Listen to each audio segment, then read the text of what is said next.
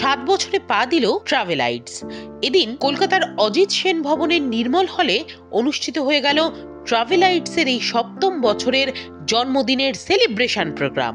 এদিন এই উপলক্ষে ট্রাভেলাইটস ফ্যামিলির গ্রাহকদের আমন্ত্রণ জানানো হয়। একই সঙ্গে এখানে গৌতম ভট্টাচার্যের ভবঘুরে দিনলিপির প্রকাশ করা হয়।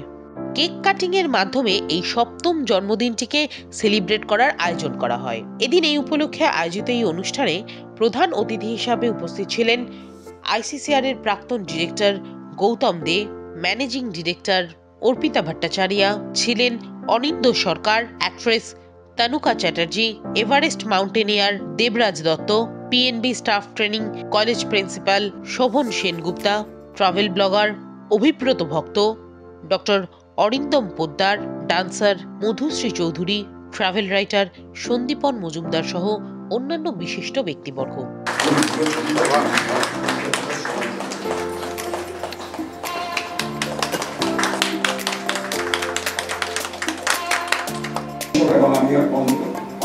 আন্তরিক ধন্যবাদ জানাচ্ছি।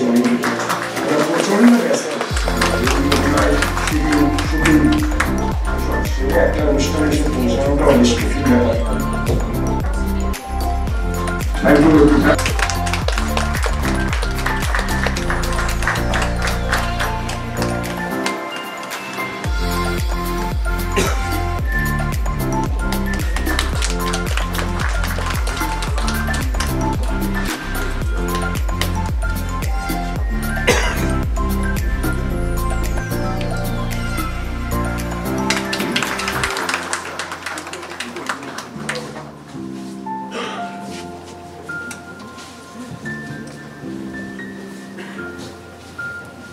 এবার আমরা মঞ্চে ডেকে নেব মধুশ্রী চৌধুরীকে।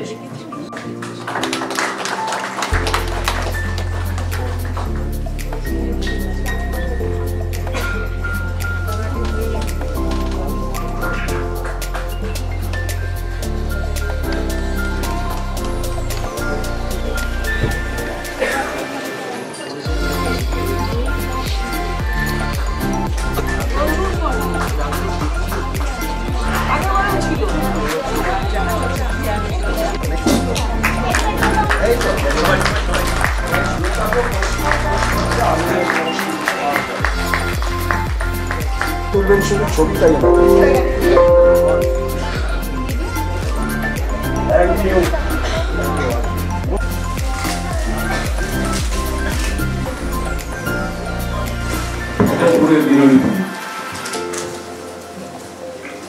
রচনা আমাদের প্রিয় শ্রী গৌতম ভট্টাচার্য।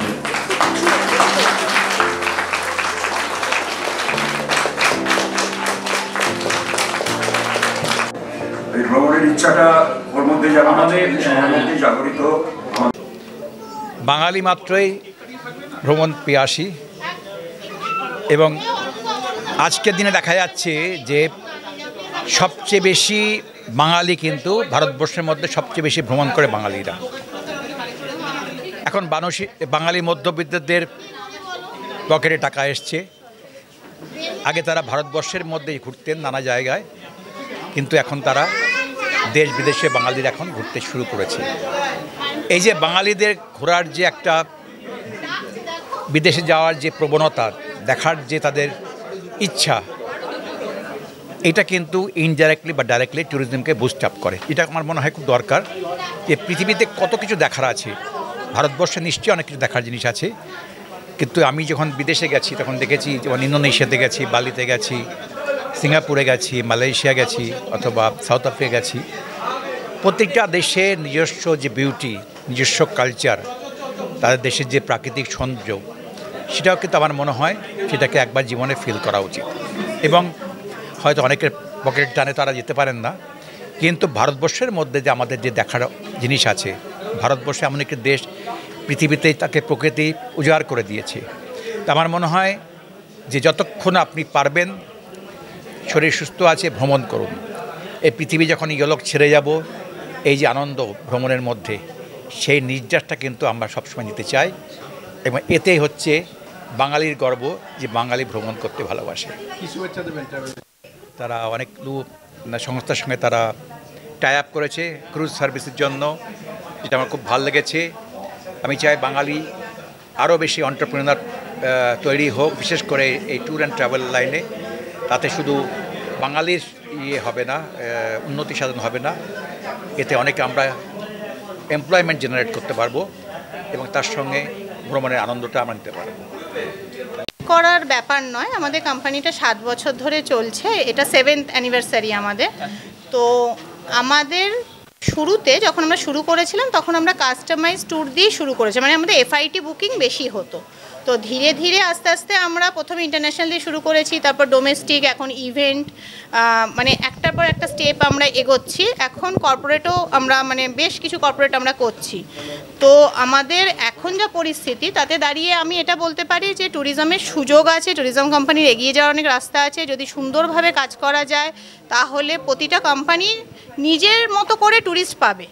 মানে আমাদের যেমন যারা গেস্ট আছেন তারা আমাদের সাথেই ঘুরতে যেতে ভালোবাসেন, তারা আমাদের ছেড়ে অন্য কোথাও চলে যান না। তো আমাদের মানে সেই বিশ্বাসের জায়গাটাকে অর্জন করতে হবে।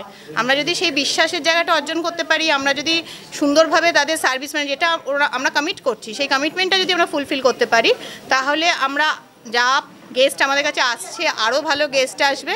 তবে আরও একটা কথা, যে এই যে বলছেন কম্পিটিশান আছে, কিন্তু কম্পিটিশানের মধ্যে যদি আপনি ফুল ফ্লেজেড আপনারটুকু করতে পারেন, আপনারটুকু দিতে পারেন, তাহলে কিন্তু কম্পিটিশানে আপনি এগিয়ে যাবেন। একদমই। সবার আগে বলে নিই, আমি পরিচয় দিইনি, আমি সায়ন্তনী ও অর্পিতা। কোম্পানিটা অ্যাকচুয়ালি আমরা দুজন মিলেই চালাই। তো বাকি কথাটা অর্পিতা বলুক, মানে ও তো মানে গেস্ট সারাক্ষণই সামলাচ্ছে, ও একটু বলুক।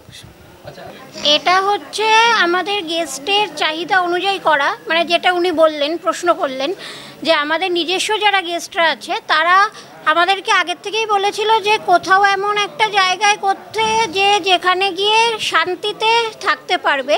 সেই অনুযায়ী আমরা অনেক খুঁজে তো নর্থ বেঙ্গলের একটা জায়গা কাশেন বলে একটা জায়গাতে আমরা হোমস্টেটা করি, এবং এটা পুরোটাই অফবিট।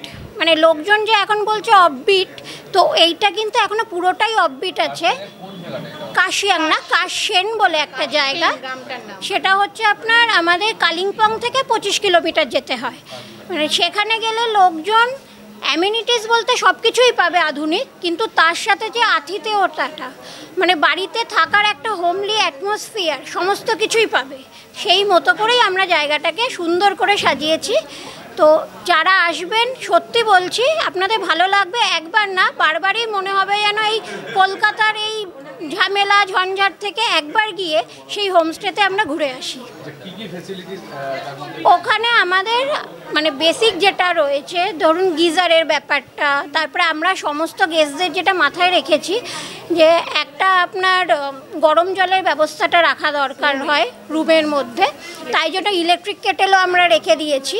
আর যেমন আপনার ধরুন হোমস্টেতে যে 4 বেলা থাকা খাওয়ার যে ব্যাপারটা, সেটাটা আমরা মানে মেনুটা অন্যরকমভাবেই সাজিয়েছি। মানে সমস্ত যেটা হয় হোমস্টেতে সেই রকমভাবে নয়, তাদের জন্য আমরা আলাদা রকমভাবে আলাদাভাবে খাবার দেওয়ার চেষ্টা করছি। এনজিপি থেকে ধরে নিন আপনার 3 থেকে 3.5 ঘন্টা আপনাদের লাগবেই। রাস্তা খুবই স্মুথ, কোনো অসুবিধা নেই। মানে এমনই জায়গায় যে কোনো জায়গা থেকে যেতে আপনাদের কোনো অসুবিধা হবে না।